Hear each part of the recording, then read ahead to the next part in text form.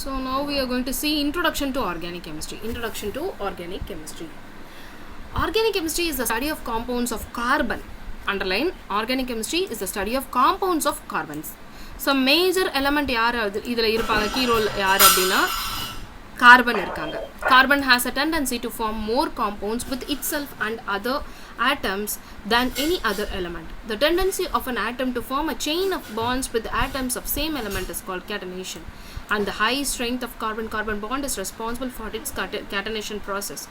So என்ன இதில் organic chemistry hydrocarbon நம்ம சொன்னோம். ஹைட்ரோகார்பன் அப்படின்னு சொல்லும்போது இந்த ஆர்கானிக் கம்பவுண்ட்ஸில் மேஜராக இருக்கிற ரெண்டு எலமெண்ட் யாருன்னா ஒருத்தவங்க வந்து ஹைட்ரஜன், இன்னொருத்தவங்க கார்பன் அப்படின்னு பார்த்தோம்டா.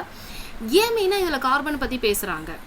கார்பனுக்கு என்ன யூனிக்னஸ் இருக்குது? நிறைய சப்ஸ்டன்ஸ், எல்லா சப்ஸ்டன்ஸ்லேயும் ஆல்மோஸ்ட் கார்பன் இருக்குது. Carbon is present in abundant. So why it is having this nature of forming many compounds, many different compounds? அது நம்ம பார்க்க போகிறோம். பேசிக்காக நம்ம ஜென்ரலாக இப்போதைக்கு என்ன புரிஞ்சுக்கலாம்னா, carbon has a tendency to form bond with itself. Carbon bond formation is very easy and very comfortable and it is very stable also. So carbon forms bond with carbon itself. The element forming a bond with itself, forming a chain of bonds. This process is known as catenation process. The tendency of an element to form a chain of bond with atom of the same element. தான் கூடயே தனக்கு bond form பண்ணிக்க முடியும். And it can also extend it bond.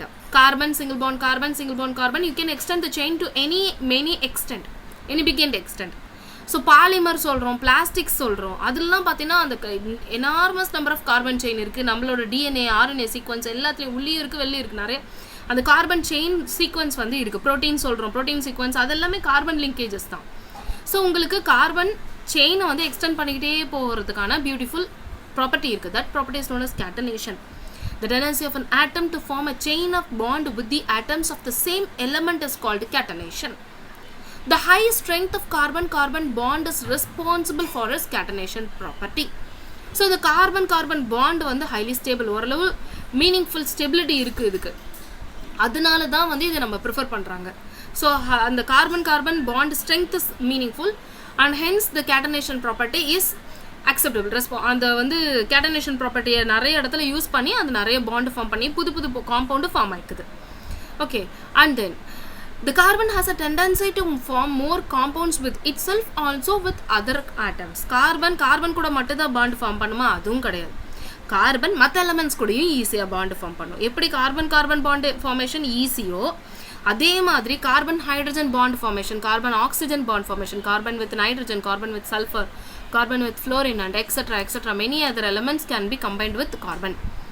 இதனால உங்களுக்கு multifarious compounds with very enhanced properties, நிறைய புது காம்பவுண்ட்ஸ்லாம் உங்களால் தயாரிக்க முடியும். ஏற்கனவே இருந்தது எல்லாத்தையும் கட் பண்ணிவிட்டு வேறு புதுசாக மாற்றலாம். ஒரு பாண்டு மாற்றி போட்டிங்கன்னா மாறும், ஒரு எலமெண்ட்டை மாற்றி போட்டிங்கன்னா அந்த காம்பவுண்டே மாறிடும். ஸோ இது வந்து சிந்தட்டிக் ஆர்கானிக் கெமிஸ்ட்ரின்னு கூட சொல்லுவாங்க. ஒரு டீட்டெயில்டு ஓஷன் ஆஃப் ஸ்டடி அது சயின்ஸு. அதை பண்ணி என்ன பண்ண போகிறாங்கன்னா, நம்மளோட ட்ரக்ஸு, மெடிசின்ஸ் நம்ம எல்லாம் யூஸ் பண்ணுறோம். நம்ம உடம்புல இருக்க பயோகெமிஸ்ட்ரி, நம்ம உடம்புல இருக்க என்சைம்ஸ், ஈச் அண்ட் எவ்ரிதிங் அதில் வந்து இந்த ஆர்கானிக் காம்பவுண்ட்ஸ் தான் இருக்குது. So that decides biochemical reactions in our body, metabolism of our body, everything depends upon this. So அப்போ நீ இதில் கை வச்சினா உள்ளே இருக்கிற நிறைய மெட்டபாலிசம்ஸை சேஞ்ச் பண்ண முடியும். இந்த டிசீஸ் க்யூரிங் ட்ரக்ஸ் எல்லாம் நம்ம சிந்தசிஸ் பண்ணலாம் இந்த ஆர்கானிக் காம்பவுண்ட்ஸை வச்சு. இது மாதிரி நிறைய விஷயங்கள் இருக்குது. ஈவன் கேன்சர், டியூமர், நம்ம யூஸ் பண்ணுற மெடிசன்ஸ் எல்லாமே வந்து ஆர்கானிக் காம்பவுண்ட் தான்ப்பா. இப்போ சே ஃபார் எக்ஸாம்பிள் பேராஸ்டமால்னு எடுத்துக்கிற,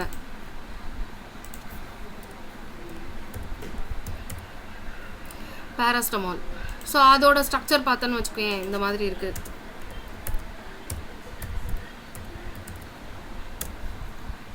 so it is an organic compound. Okay, so உங்களுக்கு நீங்கள் என்னெல்லாம் ட்ரக்ஸ் யூஸ் பண்ணுறீங்களோ, என்னெல்லாம் மெடிசின்ஸ் யூஸ் பண்ணுறீங்களோ அது எல்லாமே ஒவ்வொரு ஆர்கானிக் காம்பவுண்ட் தான்.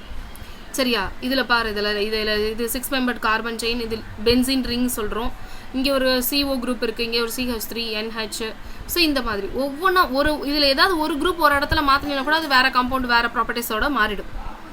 ஸோ அந்த மாதிரி many things can be done with organic compounds and it is very vital for living. Okay, the word organic means derived from the living organisms. Okay, organic means derived from living organisms. Organic derived from the word organic, derived from living organisms. Organic compounds were thought to be found in living beings, living things. அதுதான் நான் இப்போ சொன்னேன். என்னன்னா organic compound அப்படின்னு சொன்னால் ஏதோ ஒரு மெட்டீரியலில் இருக்கிறதுன்னு கிடையாது. உடம்புல, நம்ம உடம்புல இருக்குது, எல்லா லிவிங் ஆர்கானிசம்ஸ்லையும் இருக்குது. The cell, the basic unit of the living entity, living things, consumes, creates and consists of mainly organic compound. இது முக்கியமான விஷயம். நம்ம செல்லு, நம்ம உடம்புல இருக்க எல்லா செல்ஸு, அதில் இருக்கிற எல்லா மெட்டீரியல்ஸும் ஆல்மோஸ்ட் ஆர்கானிக் தான். அது வந்து சாப்பிட்றது, இம்பைப் பண்ணிக்கிறது, அதோட மெட்டபாலிசம்ஸ் எல்லாமே வந்து ஆர்கானிக் கெமிக்கல் ரியாக்ஷன்ஸ். அதுதான் பயோகெமிக்கல் ரியாக்ஷன்ஸ் அப்படின்னு நம்ம சொல்லுவோம். டிஎன்ஏ, ஆர்என்ஏ இதெல்லாம் நம்ம படிச்சிருப்போம்.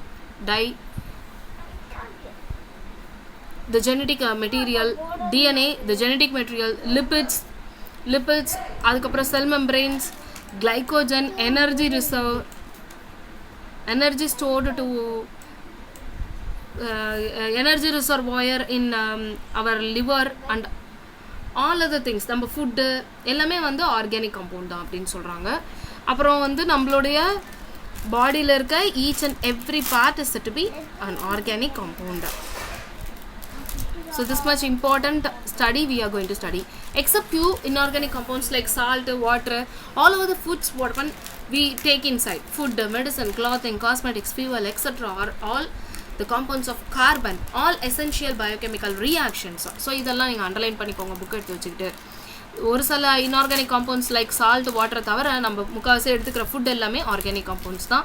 அப்புறம் நம்ம எடுத்துக்கிற மெடிசின்ஸ் எல்லாம், கிளாத்திங்ஸ் எல்லாம், காஸ்மெட்டிக், ஃபியூவல் எல்லாம் ஆர்கானிக் காம்பவுண்ட்ஸ் தான். பயோகெமிக்கல் ரியாக்ஷன்ஸ் நம்ம உடம்புல all the essential biochemical reactions are all also organic in nature, leading the formation of various essential bioorganic molecules such as lipoproteins, phospholipids, glycolipids. இதெல்லாம் organic compound.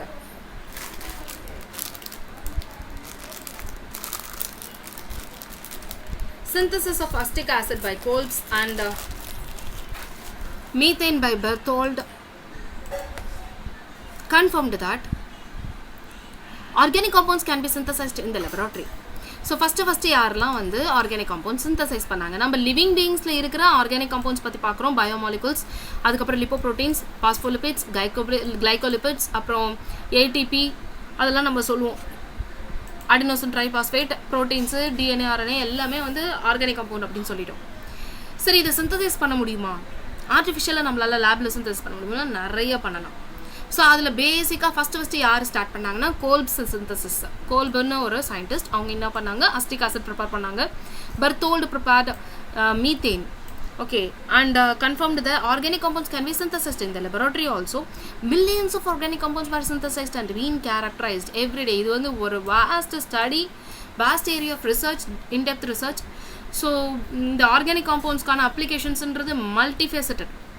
Organic compounds-கான research, அவங்களோட users, applications-னா ரொம்ப multivarious applications இருக்கு.